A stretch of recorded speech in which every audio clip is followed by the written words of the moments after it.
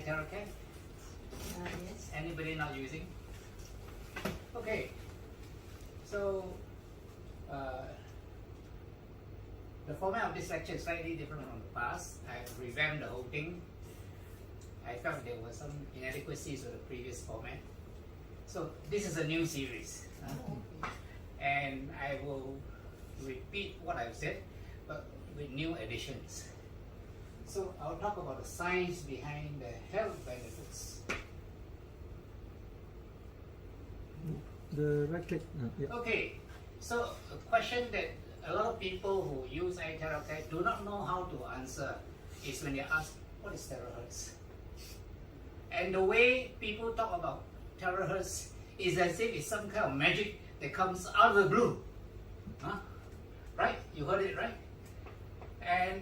But if it's magic, that's why many people don't quite believe, you see.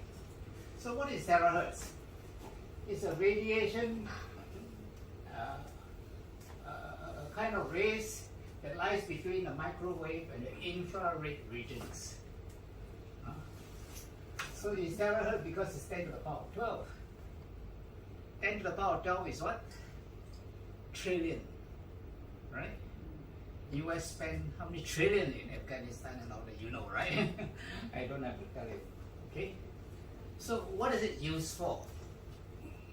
What do people use it for? Well, people most of the time use it in telecommunications, where they exceed microwave. Now these are just words. They don't mean anything to you, right? And all of you use a handphone, right? You know, 4G, 5G, 4G.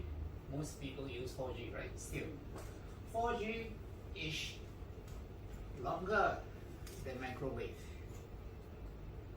If you're using 5G, you're using microwave technology. Even shorter wavelength is terahertz. So 6G that is coming is terahertz.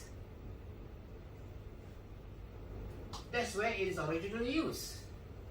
And it is also used for detecting substances. I'll tell you more about the story.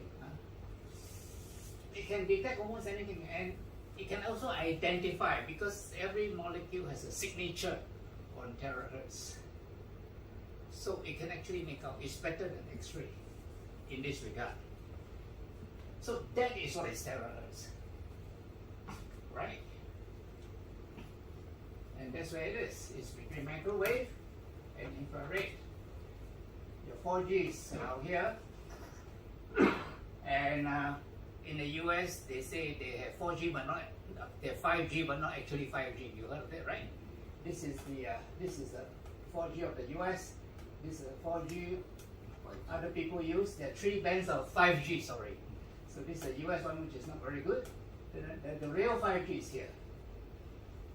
Okay. And 6G. I want you to see that, because this is where the technology is. It's not magic. Okay? It is science. So it can detect things. Okay? And this is human vision. So, of course, these are X-rays and you know, all these rays are very harmful, isn't it? You can't sunbathe for too long.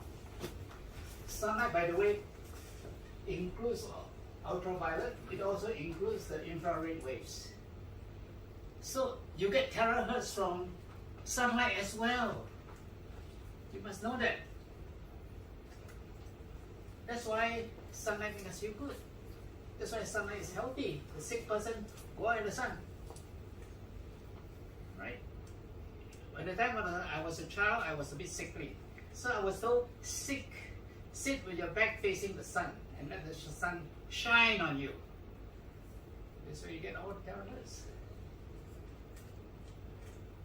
So, in the early days, as they were studying terahertz, they were a bit upset with it. Why? Because unlike radio waves, which can penetrate a lot of things, right? It is absorbed by cloud, dust, and rain. So it's a problem. That's why if you notice, 5G, the base station is nearer than 4G, right? 4G you can be further apart, 5G is a bit nearer. With 6G it will be even nearer because it cannot penetrate through all this dust and what's the moisture and all that. Less penetrative than microwave. You all use microwave to heat up food? I do anyway. And microwave can penetrate, heat up the water, and you can cook things with it. This is similar to microwave, terahertz, but it's blocked by water and metal. You notice water and metal are conductors of electricity. It is difficult to detect terahertz because a lot of bodies give out terahertz. Okay, black body means any body that absorbs. White reflects, black absorbs all the heat, and then the energy that is absorbed is often given out in the form of terahertz. Do you know that you give out terahertz waves? You don't know, huh? Have you heard of the healing touch? Some people have the healing touch. They touch people and they heal people. That's because all of us radiate terahertz waves from our hands. And some people radiate more than others. Interesting? So if there is healing, if you have the healing touch, somehow your touch makes people feel better. And that is important. And in the early days, machines or instruments for detecting are not easily available. Even to generate terahertz was not easily available, or to regulate it. And then there was a thought that maybe it is suitable for other applications. So when did the breakthrough came? Breakthrough came in the 1990s, about 30 years ago, where new techniques were generated. So the infrared. How many of you have gone for scopy, gastroscopy, colonoscopy, scope of the nose, everywhere, anywhere in your body? They use ultra optic fiber scope, right? What is inside the ultra optic? What ray is inside? Do you know? Infrared waves. So on one hand, your radio waves, microwave, 4G, 5G. On the other hand, coming from this side, you have the fiber optical rays, which are infrared. So, terahertz is in the middle. Is it like infrared so it can go through fiber optic fibers? Or is it like radio waves that can radiate out? We don't know. So when this thing was developed, people started to use it, and in 2011 there was a breakthrough. One of the earliest scientists who worked on terahertz, he shined terahertz waves on a painting, 1771 painting, and began to see earlier layers of the painting. Earlier layers of the painting, the brush strokes were different. He could see the brush strokes. More important, he can see the name and signature of another painter. So it was painted over. Wow. Imagine you can read a letter without opening the envelope. Something like that. So this is something to do with terahertz.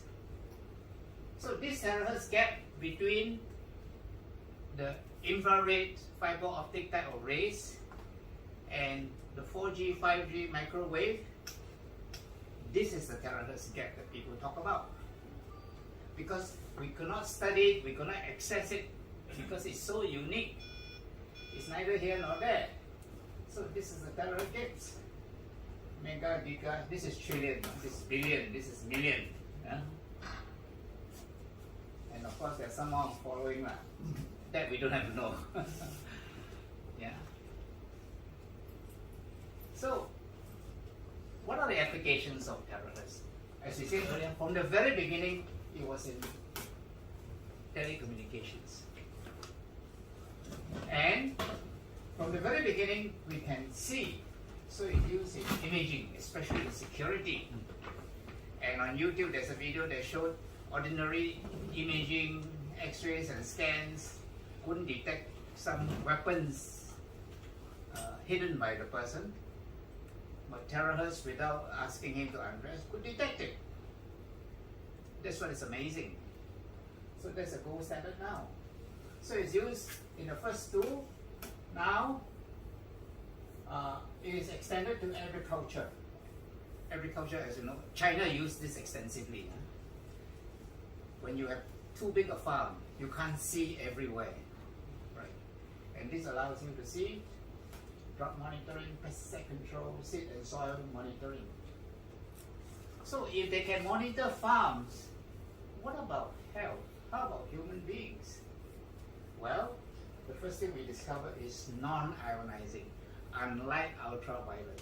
So it is safe for the human body. And it can resonate at cellular frequency. That was the second thing. So it can resonate at frequencies. Then obviously it can be used on human beings. And that is what is being done as we look at the health and science applications of it.